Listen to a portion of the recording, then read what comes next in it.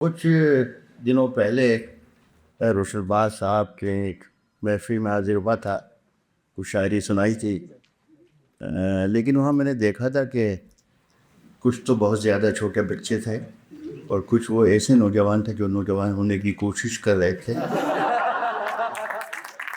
لیکن آج یہ میرا خیال ہے، مجھے یاد نہیں کہ میں نے کیا سنایا، کیا سنانا چاہیے تھا، کیا سنا دیا وغیرہ وغیرہ.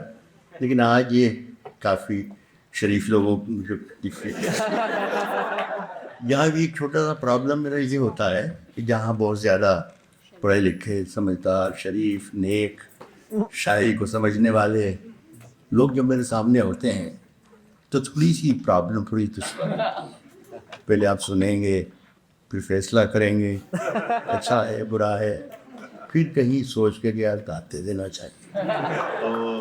اتنے دنوں شعر کافی دور کی بھائی شاعری کے لیے ضروری ہوتا ہے، شاعری کے محفل کے لیے میرے لیے بھی یہ ضروری ہے کہ میں جو سنا رہا ہوں یہ آپ کی سب کی سمجھ میں آ رہا ہے. بس یہ خیال رکھیے گا، ساری زندگی پڑھی ہے، سوچتے رہیے گا، فیصلہ کرتے رہیے گا کہ اچھا تو مجھے لگنا چاہیے کہ میں جو سنا رہا ہوں آپ تک پہنچ رہا ہے. روشن باز صاحب بہت ذمہ دار، بہت پڑھے لکھے، سمجھدار، سوچ بوجھ کے آدمی ہیں. اگر میں کمزور اور خراب شاعر ہوتا تو وہ مجھے بلاتے ہی نہیں.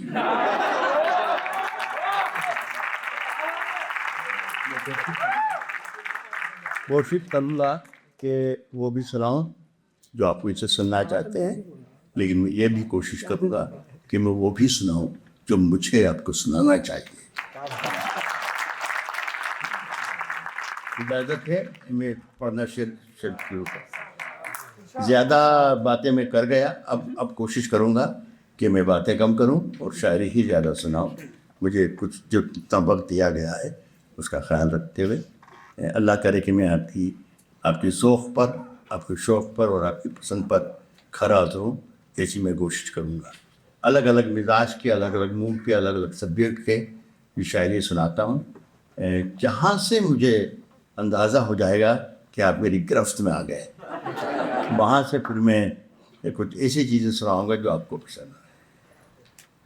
سفر میں آخری پتھر کے بعد آئے گا، سفر میں آخری پتھر کے بعد آئے گا، سفر میں آخری پتھر کے بعد آئے گا، مزہ تو یار دسمبر کے بعد آئے گا.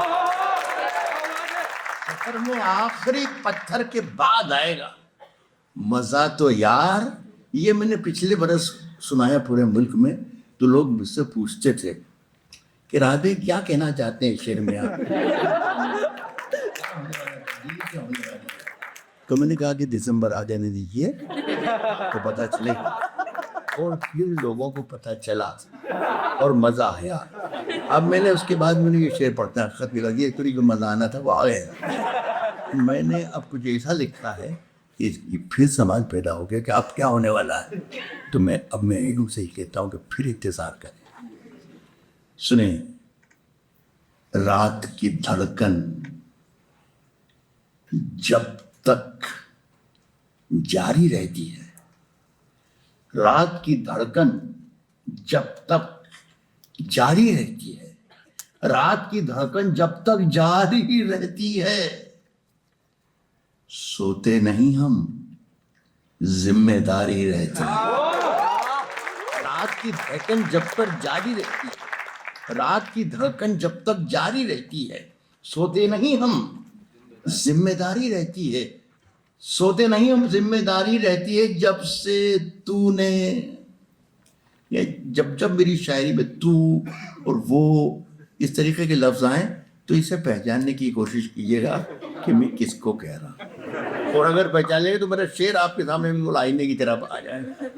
کہہ رہا ہوں کہ رات کی دھڑکن جب تک جاری رہتی ہے، سوتے نہیں ہم، ذمہ داری رہتی ہے. جب سے تو نے ہلکی ہلکی باتیں کی، یار طبیعت بھاری بھاری رہتی. کہتا ہوں کہ سب کو رسوا باری باری کیا کرو، سب کو رسوا باری باری کیا کرو، سب کو رسوا باری باری کیا کرو، سب کو رسوا باری باری باری باری کیا کرو، سب کو رسوا باری باری کیا کرو، ہر موسم میں فتوے جاری کیا، سب کو رسوا باری باری کیا کرو، ہر موسم میں فتوے جاری کیا کرو، نیندوں کا آنکھوں سے رشتہ ٹوٹ چکا، نیندوں کا آنکھوں سے رشتہ ٹوٹ چکا، نیندوں کا آنکھوں سے رشتہ ٹوٹ چکا، اپنے گھر کی پہرےداری کیا کرو، نیندوں کا آنکھوں سے رشتہ ٹوٹ چکا، نیندوں کا آنکھوں سے رشتہ ٹوٹ چکا، اپنے گھر کی پہرےداری کیا کرو۔ آپ کی ذمہ داری پر ایک اچھا شعر پڑھتا ہوں۔ نیندوں کا آنکھوں سے رشتہ ٹوٹ چکا ہے، اپنے گھر کی پہرےداری کیا کرو، روز وہی ایک کوشش زندہ رہنے کی، روز وہی ایک کوشش زندہ رہنے کی، مرنے کی بھی کچھ تیاری کیا،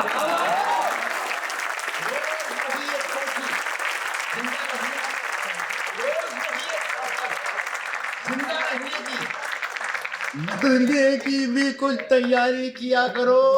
اور صاحب چاند زیادہ روشن ہے تو رہنے دو، چاند زیادہ روشن ہے تو رہنے دو، جگنو بھیا جی مت بھاری کیا کرو۔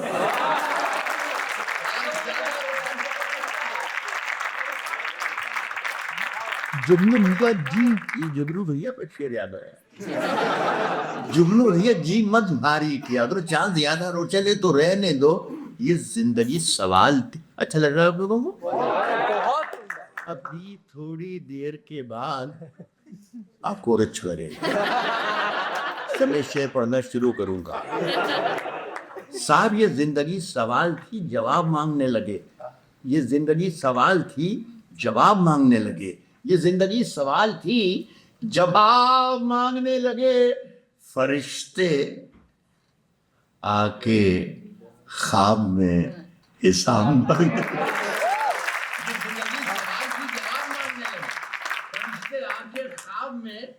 حساب مانگنے لگے۔ مزہ لینا بمبے کے بہت اچھے لوگوں، خدا اتنا میں نے آپ پہچان لیا تھا آپ لوگوں کو، آپ اتنے شریف لوگ ہیں کہ آپ کو کچھ بھی سنایا جا سکتا۔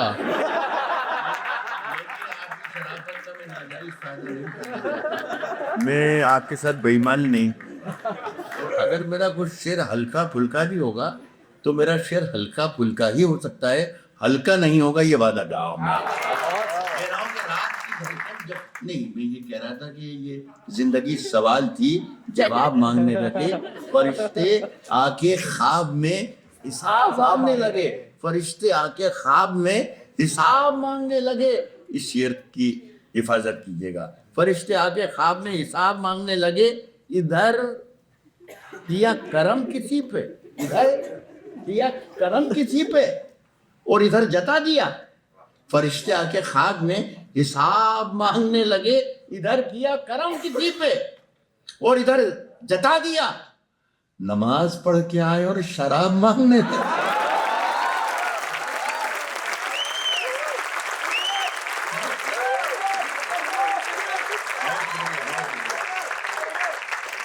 ادھر کیا کرم کسی پہ اور ادھر جتا دیا، نماز پڑھ کے آئے اور شراب مانگنے لگے۔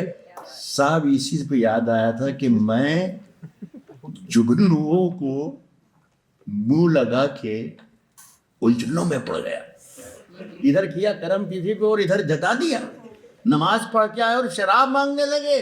صاحب میں جگنوں کو منہ لگا کے الجھنوں میں پڑ گیا، یہ بے وقوف مجھ سے آفتاب مانگنے لگے۔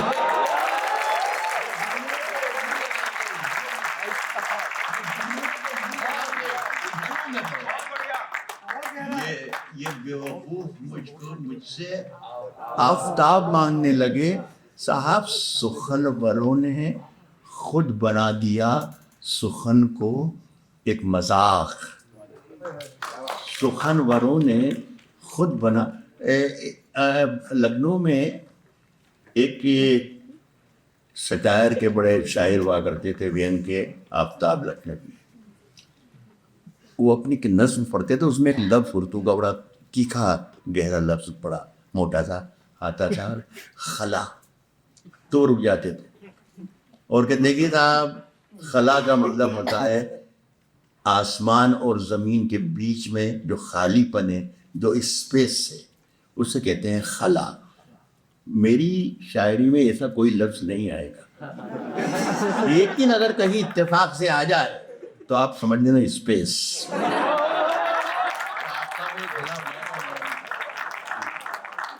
یہ بیوقوف مجھ سے آفتاب مانگنے لگے، یہ بیوقوف مجھ سے آفتاب مانگنے لگے، یہ بیوقوف مجھ سے آفتاب مانگنے لگے. صاحب سخنوروں نے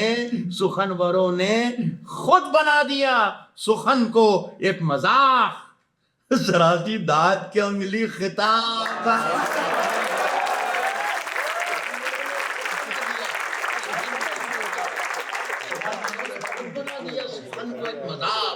ذرا سی داد کیا ملی، خطاب مانگنے لگے. اشاروں کا آرٹ ہے. میں جو کہہ رہا ہوں اس کو کھل کے بتانے کی ضرورت نہیں، پہنچنا آپ کی شرط ہے. کہہ رہا ہوں کہ صرف خنجر ہی نہیں، آنکھوں میں پانی چاہیے. صرف خنجر ہی نہیں، آنکھوں میں پانی چاہیے. صرف خنجر ہی نہیں، آنکھوں میں پانی چاہیے. اے خدا دشمن بھی مجھ کو خاندانی چاہیے.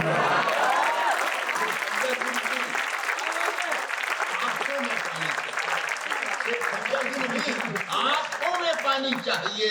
اے خدا دشمن بھی مجھ کو خاندانی چاہیے. میں نے اپنی خشک آنکھوں سے لہو چھلکا دیا. ایک سمندر کہہ رہا تھا مجھ کو پانی چاہیے. میں نے اپنی خشک آنکھوں سے لہو چھلکا دیا. ایک سمندر کہہ رہا تھا مجھ کو پانی چاہیے. ایک سمندر کہہ رہا تھا مجھ کو پانی چاہیے. نئی ہواؤں کی صحبت بگاڑ دیتی ہے. ایک آدھ بچہ ایسا ہے اس محفل میں، شریف لوگوں کی محفل میں، جس کے بعد میرے کچھ شعر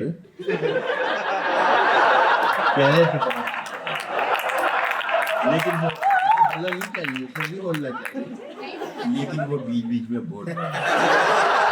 اور اس سے شاید یہ معلوم ہے کہ اس ملک میں، ہندوستان میں، وہ شخص جو بغیر موقع کے بے وقت بغیر بولتا رہے وہ ترقی کرتا ہے.